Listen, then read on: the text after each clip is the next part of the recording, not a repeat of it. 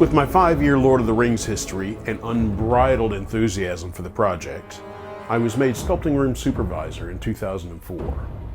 This meant that while Kong himself would primarily be the domain of Jamie Biswarck, assisted by Rick Fortuna and a sculptor brought in from the States, the sculpture of every other denizen of Skull Island would be overseen by me. Pretty cool! Using the digital designs as a launching point, we started sculpting dinosaurs. Nothing full-size, mind you, scannable maquettes for animation by Weta Digital. Of particular interest were the V-Rexes. Called V-Rexes because they were a fantasy species specifically evolved to Skull Island. There was a family of 3, the juvenile, the matriarch, and the bull. And we wanted to instill each of them with their own character, complete with broken teeth and scars to give them that real lived-in look. The matriarch was the first to be completed. A group effort, the sculpture was led by Greg Tozer.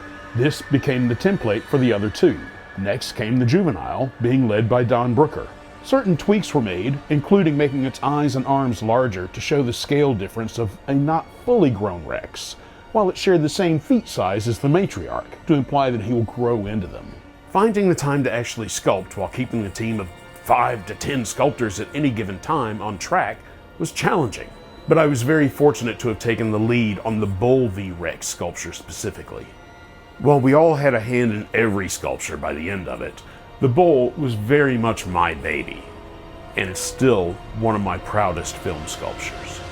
Early on, a few of us had taken a tour of an ostrich abattoir to get an up-close and personal look at the leg anatomy of what would transfer over to our Rexes. So that's where I started with the Bull. The sculpture began as exposed musculature, which was then molded and sent to Weta Digital to assist the animators in building their digital model. As a tribute to my favorite zombie, Bub, from Day of the Dead, I put 2 little cuts on the side of the T-Rex's face. And to sign it, I actually bit the top of it, forever leaving my impression on Kong's greatest adversary. I wanted to give him a slight evolutionary advantage, so I gave him this pronounced doubled-up incisor, which I called the can opener. And I figure it's helped him to see victory in many a scrap. The last design tweak was adding a slight frill to the end of his tail, indicating an adult male crest.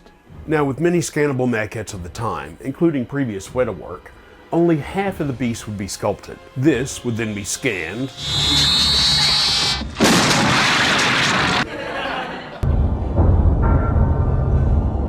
flopped and mirrored, and then you've got your full creature. But no. Not our dinosaurs. You see, when you build a model by mirroring it, it's perfectly symmetrical, and this makes for a very locomotive sense of movement. Chung, chung, chung, chung, chung. Peter stressed that he wanted these to feel real, and those tiny imperfections would only add to the realism, including a slight little wobble to their gait. This, naturally, doubled the amount of work we needed to do. Specifically, the number of scales we had to sculpt. Being the fantasy dinosaurs that Pete envisioned, he ignored all the current data and research regarding actual dinosaurs and went with that good old-fashioned scaly monster skin. I didn't want the smooth, pebbly skin that paleontologists tell us dinosaurs have today. I wanted the old 1930s movie-style dinosaurs, they had scales and lumps and bumps on them and much more crocodilian. It was the right choice, and they look fantastic on Skull Island. What it also meant was that each individual dinosaur had to have each individual scale sculpted and in the round. After over 18 months of this, scales became the new chainmail. After a certain point, we were all seeing a scale pattern overlaid over our vision. Our fingers started to form into permanent little claws from holding the detail sculpting tool.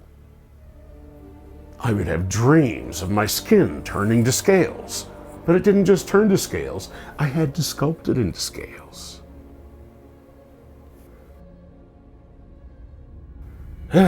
Still.